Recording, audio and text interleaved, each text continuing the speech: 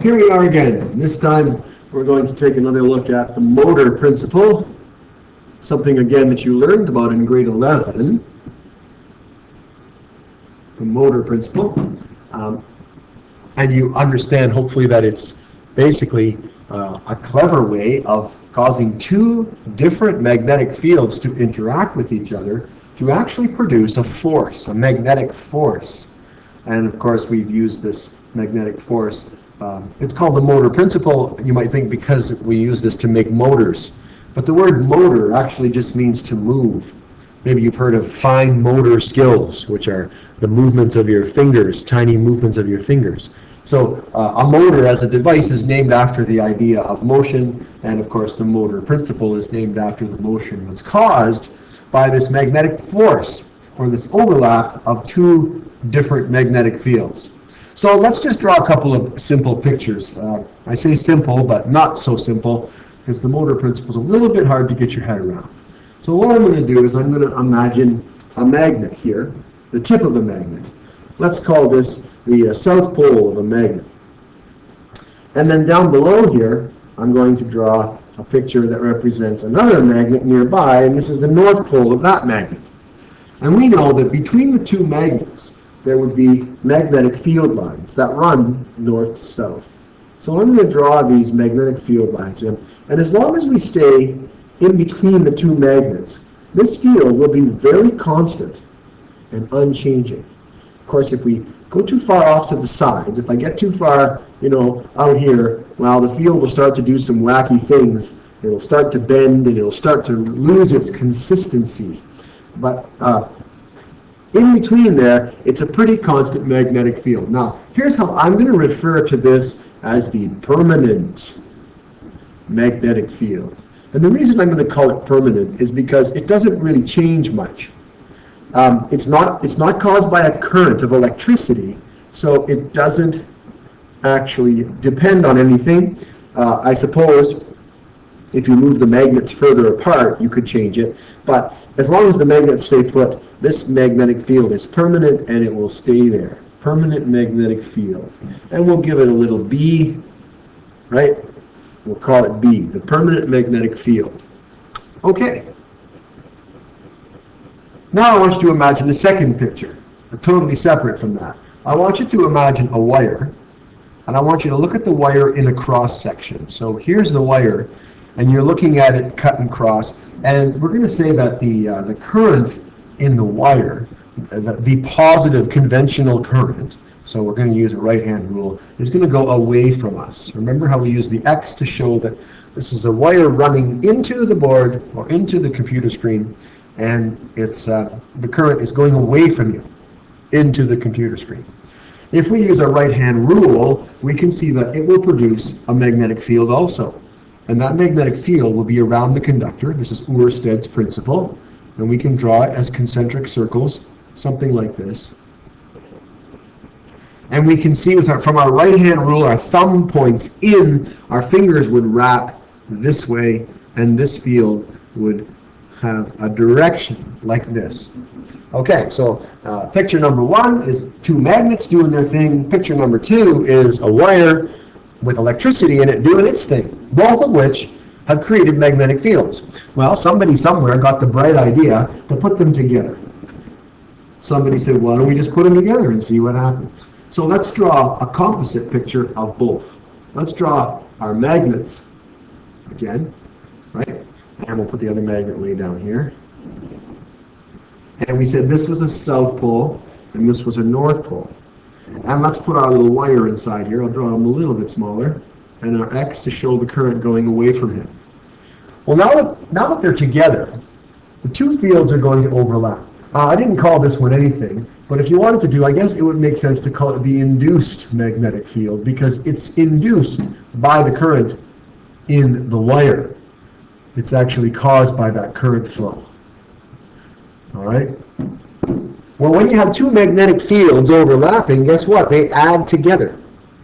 They are vectors, they have direction, and they add as vectors. So technically you'd have to look at all the different components and add them all together. That's a complicated task, but we can get a good picture of what would happen just by looking at these two pictures, right? And by envisioning what would happen. So what I'm going to do is I'm going to show the old field from the other picture over here on this side. It's not part of the picture, but I want you to be able to see it. Okay, so let's put that over here. And over here, I want you to just remember that the other magnetic field looked like this, right? Circular, sort of. And of course, remember the direction. It was sort of to the right at the top and sort of to the left on the bottom, okay? Around the wire. So our wire's in there, right there. What we're going to try and do is we're going to try to draw in nice purple color here what the magnetic field might look like if we put the two together. Now remember something very important. This green magnetic field is not constant. Unlike the red one, which is pretty much the same strength all throughout this space, this green one, better use a different color, this green one actually gets weaker as you go out. So it's strong here, but it's weak out here, right? And so we have to remember that when we're doing our picture. So let's imagine if you were sort of following these magnetic field lines in your little magnetic boat. Well, down here, you'd feel a strong push upwards as you were riding up the red arrow. But as you got closer, you'd start to feel a little bit of a pull, sort of, see down here, you'd start to feel a little bit of a whoop as you encountered these green spinning magnetic fields. But you're far away from the wire, so you're pretty weak. So you might feel a little weak sort of tendency to slide around and then back. When you get around this side, you'd sort of slide back again, and then you'd be so far away that you'd just go right up like that. But now if you moved in a little closer, you'd feel that green little pull a little stronger, and it would pull you over this way a little stronger this time, and then pull you back, and then you'd go back up, something like that. And then, if you were here, you'd feel, now you're even closer. So now you're going to really feel that green swinging pull there when you're going to come back like this. So you see what's happening to the field lines. They're getting twisted by the green field, which is sort of spinning clockwise nearer the wire you get, the stronger the effect. So here's another one. This time, wow, spinning really quickly in there. You're going to feel that very strong. In fact, even if you started on this side of that, you might come up here, right here, and feel this really strong whoa. You might get pulled over this way. And so you kind of go, whew, right? And you get pulled all the way around to the other side like that and back up again. But now, see, we're starting to get further away again. So this time you might feel a little pull over, but then you kind of go, okay, not so bad. And because you're not as close, you might feel it a little weaker. And then, of course, the influence would get a little bit weaker. And then by the time you're over here, it's just a little bubble, hardly noticeable at all. But look what's happened to the magnetic field lines. If you look at the region over here on this side of the conductor, the magnetic field lines have been condensed together. In fact, if you count them, 1, 2, 3, 4, there's 5 of them, right? It's almost like they've been squished together. And on the other side now, there's only 3 of them. If we didn't have this green magnetic field caused by the current in the wire, it'd be even Steven on both sides. But it's not. And because it's not, what then happens is we get this pushing or pressure. You could kind of think of it like these purple lines are like rubber bands, and they're all stretched over here on this side.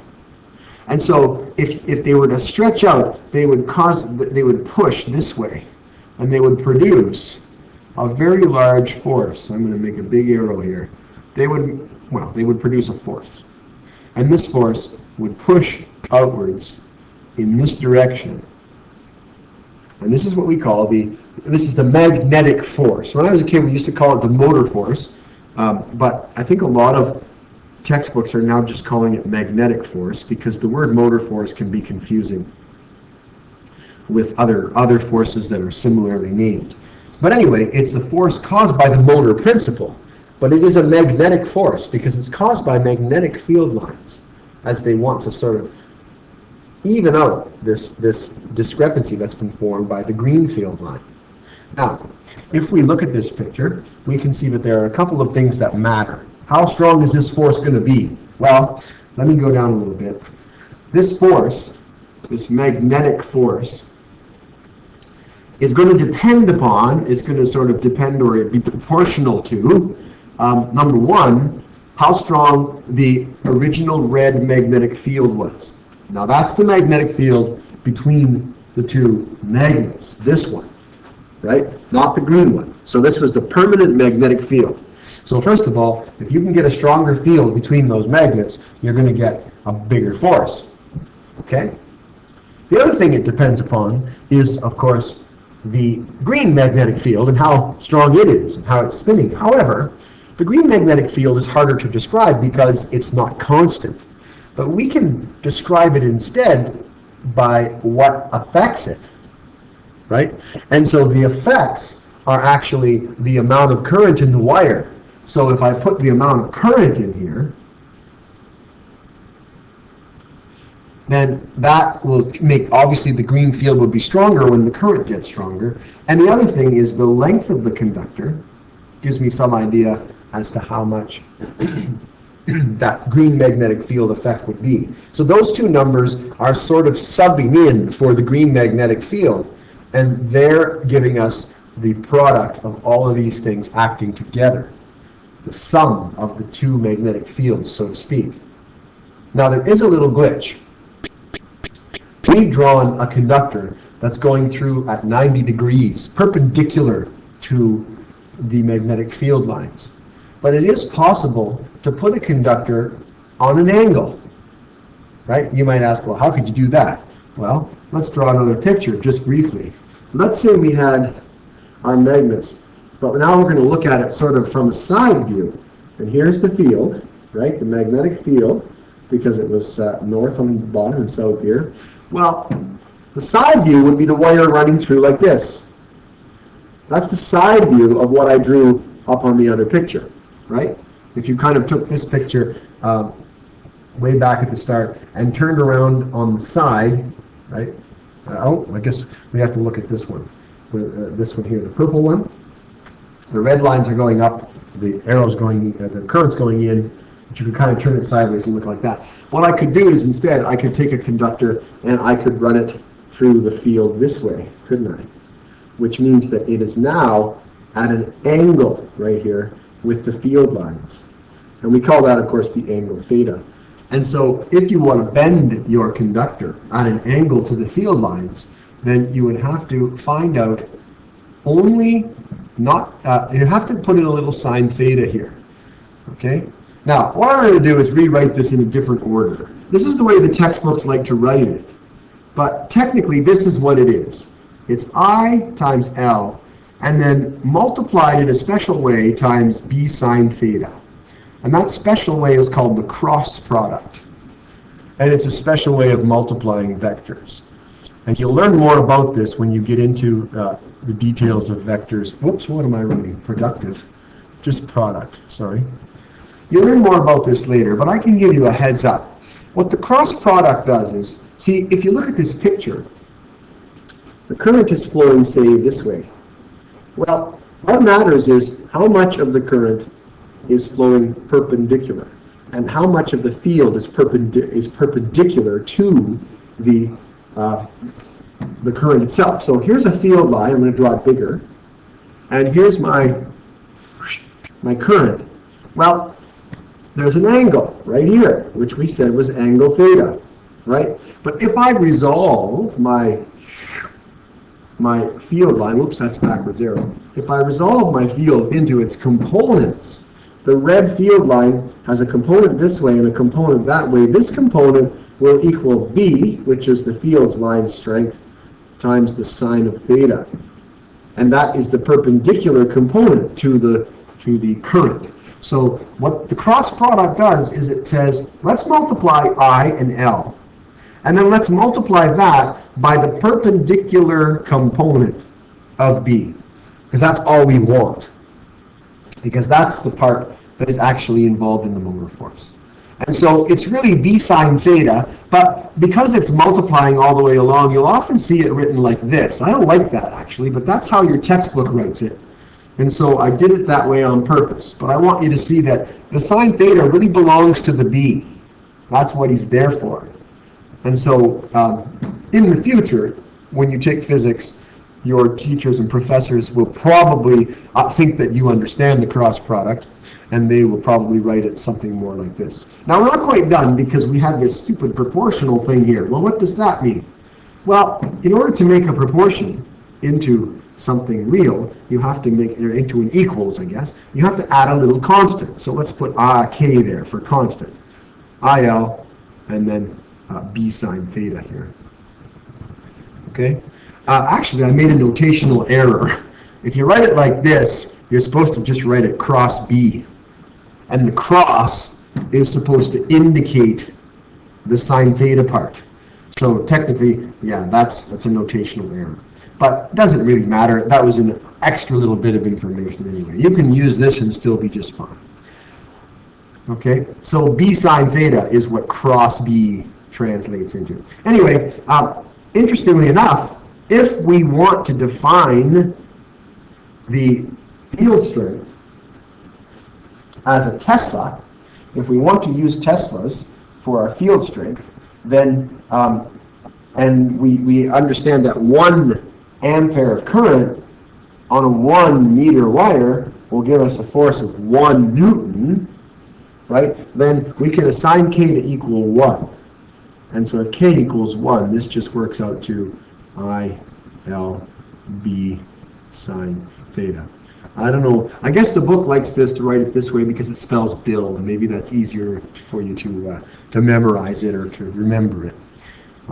But really, let's do it this way so it's nice and simple. Okay, now, that means that the B is measured in Teslas, which is what we're doing anyway. We're measuring our magnetic fields in Teslas. There are other ways to measure magnetic fields, in which case you'd have to use a constant to make this come true, to make it work out.